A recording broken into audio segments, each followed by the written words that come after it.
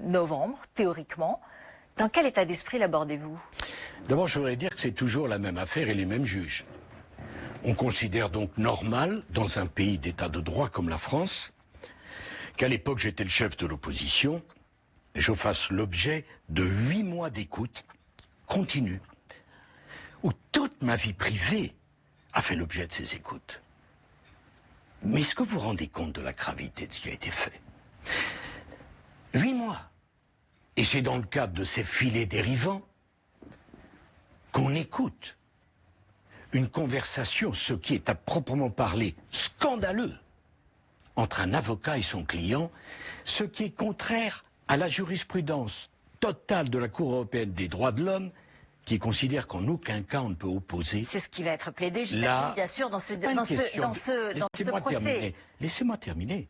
En aucun cas on ne peut opposer les conversations d'un avocat avec son client, comme d'ailleurs d'un médecin avec son patient. Mais où est-on? Si dans l'univers de M. Poutine, on se comportait comme ça, mais nous sommes le pays des droits de l'homme quand même. Attendez.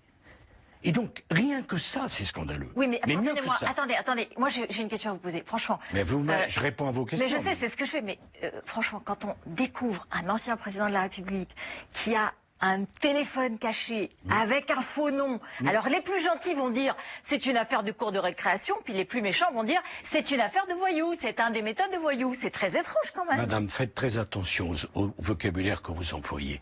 Parce que je ne suis pas quelqu'un qui plaisante, donc vous ne parlez pas de moi comme un voyou. Pardon de le dire, parce que moi je pourrais dire aussi qu'inviter M. Takedine chez BFM comme vous l'avez fait, c'est une affaire de voyous.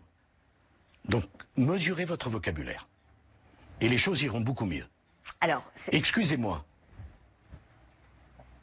Toute la presse indiquait que j'étais sur écoute, que j'ai un téléphone pour parler avec mon avocat. Ne fait pas de moi un délinquant dans un pays où les écoute. Parce que la vraie voyoucratie, madame, c'est pas d'avoir un téléphone pour parler avec son avocat. La vraie voyoucratie, voyez-vous, c'est de mettre sur écoute les plus grands avocats de barreau de Paris pour se payer Sarkozy. C'est là où est la violation de l'état de droit.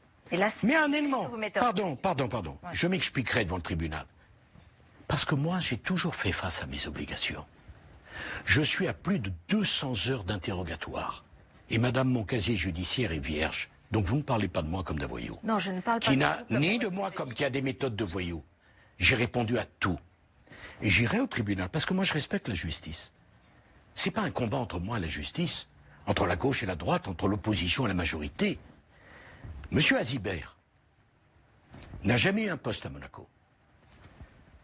Le palais à Monaco a rendu public un communiqué pour dire jamais Nicolas Sarkozy n'est intervenu. Et tous les magistrats interrogés ont dit jamais Monsieur Azibert n'est intervenu. Vous êtes optimiste du coup sur cette affaire. Vous l'avez dit dans votre livre que je rappelle, Madame. Le temps des tempêtes, aux éditions de l'Observatoire, vous avez dit « Je suis optimiste, je serai innocenté dans l'affaire des écoutes ». Je sais maintenant qu'il ne suffit pas d'être innocent pour ne pas avoir d'ennui.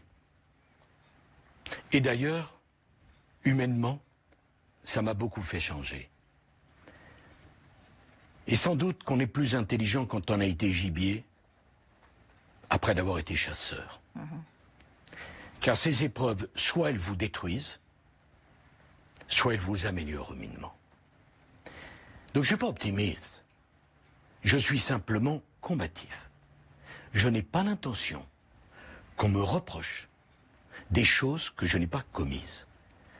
Et les Français doivent le savoir. Qu'on m'aime ou qu'on m'aime pas. J'ai beaucoup de défauts et sans doute je fais beaucoup d'erreurs. Je ne suis pas un bourrier. Et ce qui m'est infligé est un scandale, madame, qui restera dans les annales. La vérité finit toujours par triompher. C'est ma conviction. C'est ça qui me rend optimiste. Pour le reste, j'irai au procès, je répondrai à toutes les questions et j'expliquerai en quoi le sort qui m'est réservé est un sort qui n'est réservé à personne d'autre.